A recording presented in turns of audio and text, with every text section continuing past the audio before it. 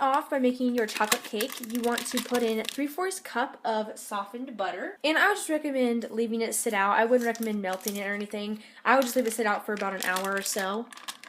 And then we're just going to beat this for about 30 seconds or so. So now then we're just going to add in 2 cups of granulated sugar, and I'm going to add it in 1 cup at a time. Now we're just going to add in 3 eggs, and make sure you add in 1 at a time and make sure that you stir it before adding in the next one.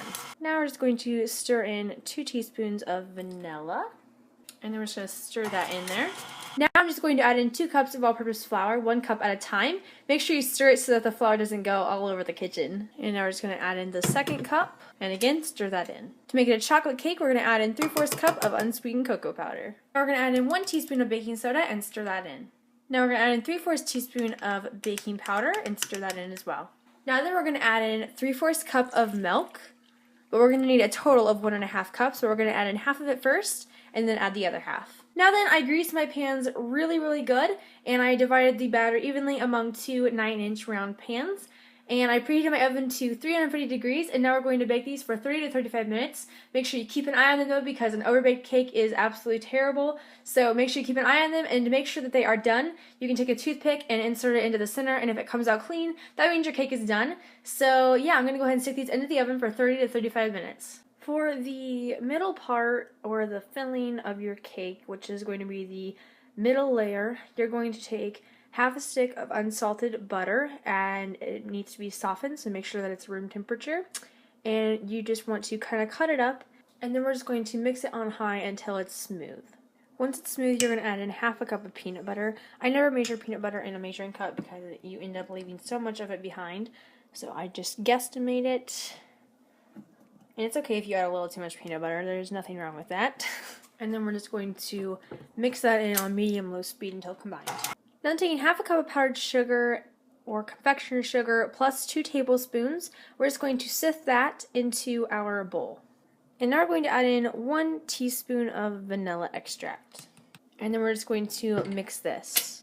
Now then you just want to set this aside. Now then, once my cake cooled, I just dumped it out onto this cake stand type thing. It's not really a stand, but it's like a cake plate, I guess. I don't know the specific name for this. But now we're just going to take that peanut butter stuff that we made a few minutes ago, and we're just going to spread that onto our cake. Now that I put it on, it doesn't have to look 100% perfect, but now we're going to set this aside and we're going to make the frosting for the outer part of the cake. If you want to make the official frosting for this specific cake recipe, then I will leave it in the description box for the ingredients and the directions for how to make that frosting. It's pretty tedious, so I wasn't going to make it, so I decided to improvise and use some vanilla frosting and add some peanut butter to it. It was basically just like a peanut butter frosting, and I figured to make it a little easier for you guys, and so you wouldn't have to have so many ingredients, because it did take quite a few ingredients. I decided, as I said, to improvise. So we're just going to start by opening up our frosting here. Alright, so you can just take a spatula or a frosting spatula and just go ahead and mix it up a little bit. And you might want to put it into a different bowl. I'm not going to just because, but if you want to, you can do that. So I'm just going to take a bit of peanut butter here, and I'm just going to mix it into my frosting until I get the desired flavor.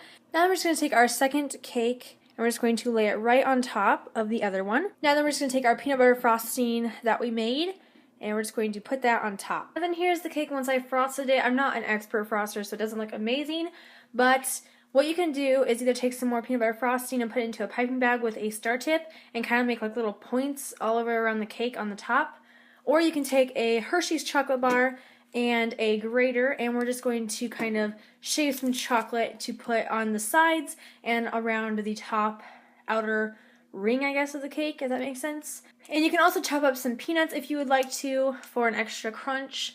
I'm not going to add peanuts to my cake, I don't think, but I'm going to make some chocolate shavings. Now then, our cake is done, and I'm so excited to try it. So yeah, I hope you guys enjoyed this video. Don't forget to give it a big thumbs up. Please subscribe, share, favorite, and I'll talk to you guys in the next video. Bye, guys!